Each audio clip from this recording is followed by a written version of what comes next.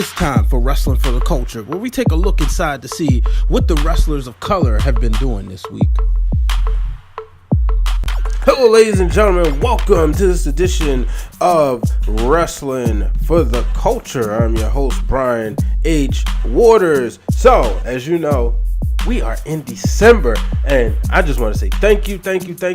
This has been something I started in January, and to see it was the last week in January 21st to be exact, when I launched this series, Wrestling for the Culture. Started off as a blog on thebrianhwaters.com, and in August it evolved to video. And thank you to each and every one of you who's tuned in, who submitted, and of course thank you to the professional wrestlers going out there risking their bodies for our entertainment. And I promise you, if I may not have seen everything, if I not have covered you, it's not with malice. I'm only one person, only see one thing.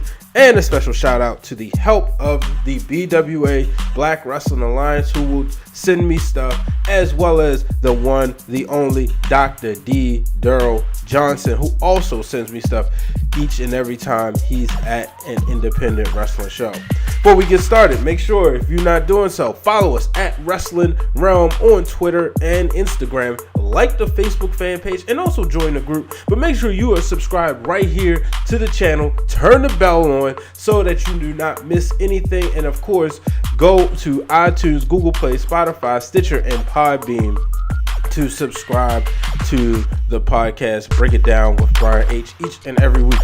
So that's enough with the plugs. Let's get right into it. Wrestling for the Culture. So this week we saw on Monday Night Raw, in the main event, Ember Moon joined Ronda Rousey after Rousey was supposed to have Natalya as her partner to go against Tamina and Nia Jax. Unfortunately, the Riot Squad took out Natalya, so she needed a partner, and she called, who many are calling the She-Nom, Ember Moon, and those two ladies were able to get it done. So, Ember Moon being in the main event of Monday Night Raw. How cool is that? Remember the time when women didn't main event Raw, and now it's happening on a regular basis. Let's stay right with Raw. We're going to go back, which, we saw Bayley and Sasha. Alexa Bliss had this open forum, which I mentioned I'm not the biggest fan of. However, go to the recent episode of Break It Down with Brian H. right here on YouTube or on the podcast networks, and you'll see why. But Bayley and Sasha went out there and they had an open forum, and of course they're trying dissemination, but they planted the seed for tag team championships. As you notice, I thought during the summer, I said on many episodes of Wrestling for the Culture, I thought we was going to see them break up. I thought we was going to have them have a monster feud. Fortunately, or unfortunately, depending on which side you stand on, it didn't happen. Therefore, we saw Bayley and Sasha this past week defeat Mickie James and Alicia Fox. So, very interesting. I do think we will get women's tag team titles. Let's move on over to SmackDown. Saw an incredible triple threat match, and I'm not the biggest fan of triple threat matches no more. I was when I was younger, but now it's just like, here we go again, unless it makes sense. This is one of those cases where it did. We saw one half of each of these tag teams. We saw Jey Uso, we saw Xavier Woods, and we saw Cesaro. Jey Uso was the one picking up the victory. What a match it was. Moving on to the Mixed Match Challenge later that night. Unfortunately, we saw Naomi and Jimmy Uso eliminated after Asuka forced Naomi to submit. It was Asuka and Miz moving on. As you know, they are last year's winners, so only time will tell. But we also saw many may say, an upset, as Carmella and R-Truth defeated Charlotte Flair and Jeff Hardy. So congratulations to them. But, let's go back to Naomi real quick. So if you've been paying attention, Naomi and Mandy Rose have kind of been having a little beef on Twitter. And Naomi, it's right there on the screen, because the ticker is kind of cutting off, but you get the point. She said, I kind of feel for you, sis. Even Asuka got tired of you and now has a TLC match. Just taking jabs at Naomi. You know, we saw Mandy Rose go at Naomi months ago. We also saw her go at Bianca Belair. You wonder, does she know what she's doing? But Naomi would respond and said, first of all, I'm not your sis. You know, how can somebody who's so beautiful on the outside be so damn ugly on the inside? She said, keep it up. Bootleg Eva, and I'll finally snatch you like I was before. And I thought that was the funniest thing, calling her Bootleg Eva, because at one point, you may remember, Mandy Rose kind of has a similar gimmick to what Eva Marie did. And Eva Marie, and they were going to kind of put them, you know, they kind of teased it, all red, all gold, everything. So just thought that was interesting. So let's move on to our independents. Let's start off with the lovely Miss Brandi Rhodes. She continues to remain undefeated in her return to the ring after, you know, the injury. Just a couple of people she beat this time around: Bea Priestley, Kaylee Ray, Piper Niven. You know, so that's just some victories. And at the time of this taping, she said she's 10-0. So maybe she won on Sunday night. I'm recording Sunday night, so maybe that match is happening right now. The results didn't come through yet, but congratulations to her. Somebody that, you know, the WWE did not want to see her wrestle. Instead, they wanted her to be a ring announcer. But she's starting to prove, like, look, I can do this. Staying right in the indies, we saw, let me make sure I get this right, Prince Adonis beat the Shadow this week. He was out, the Shadow was out for a $5,000 bounty on Prince Adonis' head, commissioned by Tommy Jacks, but Adonis said no, getting the victory. Then we saw Darius Lockhart defeat Owen Knight to become the Viral Pro champion. Congratulations to him. And he says, first night back, putting y'all on notice. Hashtag and new. Hashtag Viral Pro Heavyweight Champion. Hashtag double champion. Hashtag PWXI TV champion. So as you see right there, he has not one but 2 titles. Shout out to my girl Ariella Nix as she made her debut at Creator Pro Wrestling with a win over Chris Statlander.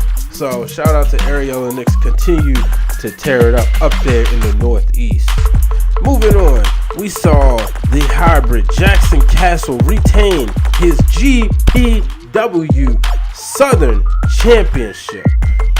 And then this week we also saw Shane Strickland defeat Penta El Zero to become the new PCW Ultra Heavyweight Champion. Speaking of Shane Strickland, he would take on Willie Mack, and Willie Mack would retain the title in the House of Hardcore Twitch Television Championship. Shout out to these guys. We saw 2 African American men main event in House of Hardcore. Moving on, we saw the vampire himself, the one, the only, Kendrick Kamari, become the new Indie Roundup champion, the 2-time champion. He's the first black vampire to hold the title, and as he told me, the belt was made by Tom H. Lyons Sr. by the way of 1CW owner Sean Hardy, and it was to be defended by the best talent around the world. So congratulations to him. Now that he has it, he is the new age Dracula, the Vamp King, the Thanos of professional wrestling. Ladies and gentlemen, from Bavaria, Germany at 246 pounds, the founder of the VCA Vampire Community Alliance, Kendrick Kamari. Make sure he's on your radar. So that'll do it for our indies. And now, of course, it is time for and new presented by the Black Wrestling Alliance. Make sure you are following them on Instagram. Some of the champions you may see that I've already, I may have found, and I was like, okay, I already got them. But then a lot of them I miss, but it's because of this group right here at Black Wrestling Alliance on Instagram that I'm able to keep track with a lot of these champions. So, without further ado, we're going to start off with the Voodoo Queen Amara becoming the new Rise UK champion. The first Rise UK champion after she won a 8-woman tournament that has taken place over the past few months.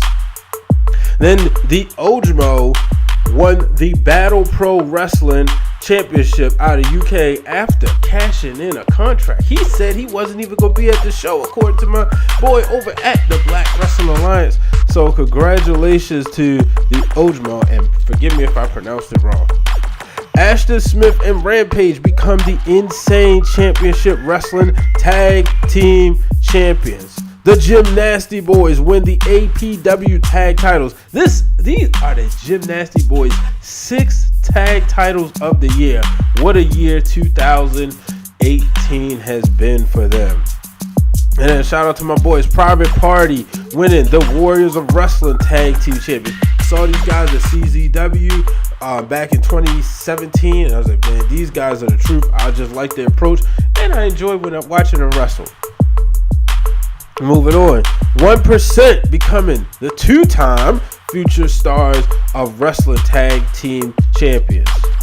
And then we saw Zenshi becoming the first ever LWA Peru International Champion.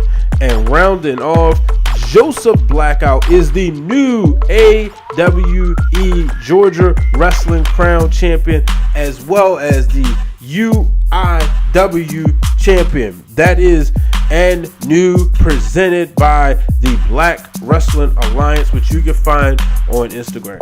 So, ladies and gentlemen, that is going to round things up for this week's Wrestling for the Culture. Make sure you tune in each and every week. Make sure you subscribe to the YouTube channel. It's coming up to the end of the year, folks, so I'll break some exclusive news right here. I'm going to be doing a best of presented by you, the people. What do you think have been the best matches? So what I'm going to do is I'm going to soon send out a poll, and then I'm going to ask, what's been your favorite matches? And then I'm going to list the top 5 presented by the Wrestling Wrealm.